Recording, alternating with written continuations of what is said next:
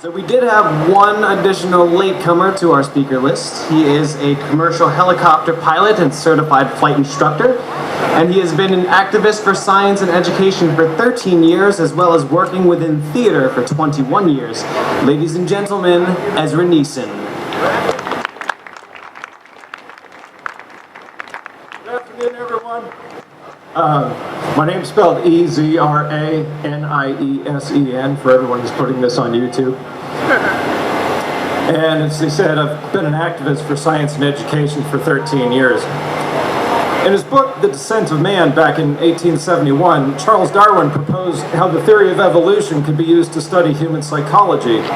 It didn't catch on at the time because back then we didn't have the technology it takes to compile enough information about humanity on a global scale. But after about 120 years, it was the 1990s, and computers and the internet had come far enough that psychologists could finally do what he proposed. It's called evolutionary psychology. Evolutionary psychology is the study of human psychology by building up from the universal foundation of human biology.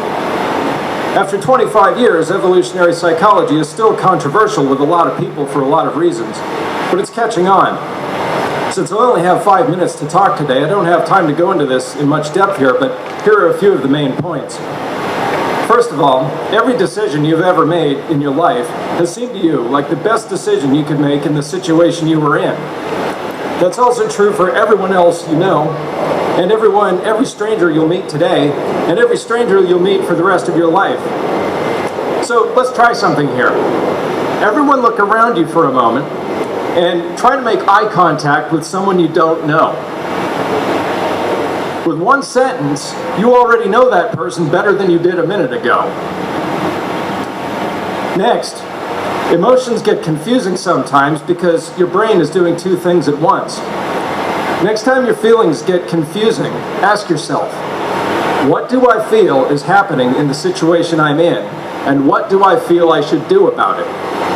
That makes it a lot easier to sort out your feelings because those are the two things you're trying to figure out subconsciously. That's how everyone else's feelings work too. So the next time you get into an argument with a friend or family member, try talking about that and see what happens. So where else do people put this kind of stuff to use? One is in theater, movies, and TV. I've worked in theater for more than 20 years. A Russian director named Konstantin Stanislavski figured out these basic ideas about 100 years ago, before evolutionary psychologists. His directing style worked so well that people use it all over the world now. If you want to direct a play or a movie that shows you something about people in real life, you make it a story where everyone in the story always makes the best decisions they can think of in the situations they're in for themselves and the people they care about. Another is in documentaries and journalism.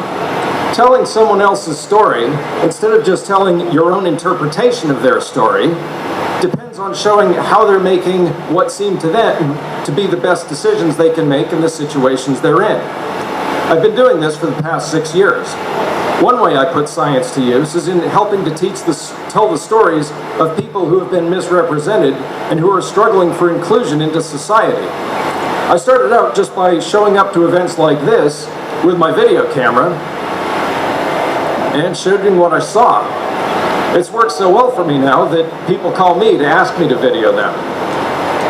The simplest use of this is just plain getting along with other people. When you talk to people, try talking to them with the attitude that they have good reasons for having the ideas they do, even if you've never heard of them, and let them talk long enough to explain themselves. See if you learn anything new that way. I'm from a multiracial family. Eurocentric history isn't a story about everyone. It's a story that implies that Black and Native American people didn't know how to do anything right because they spend the first 400 or 500 years of the story losing. Seriously, think about this for a moment. How many famous Native Americans can you name who were famous for something other than fighting white people or helping white people? For those of you who aren't natives, imagine if our history books implied that your group of people never did anything important on their own. That would make it look like your group of people had always depended on another group of people. You wouldn't be surprised if a lot of people from that other group never thought of you as real adults, but thought of you as children or pets or maybe cartoon characters. And by the way, since we are making history here today, some of my ancestors were from the Penobscot tribe of the Abenaki Nation. I also have a lot of relatives from the Yurok and Ojibwa nations. The ground that you're standing on right now used to belong to the O'odham Nation.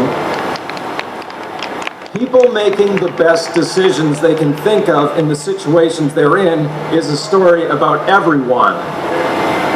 So the next time you're on the light rail to help save on greenhouse gas emissions, look around at all the diversity of the people on the train with you and think to yourself that people who look like that have made a lot of tough choices and important decisions, even if nobody wrote them down. Thank you all for coming today. My website is called 42videos.com, where I post my videos about things like this and the ongoing search for the meaning of life.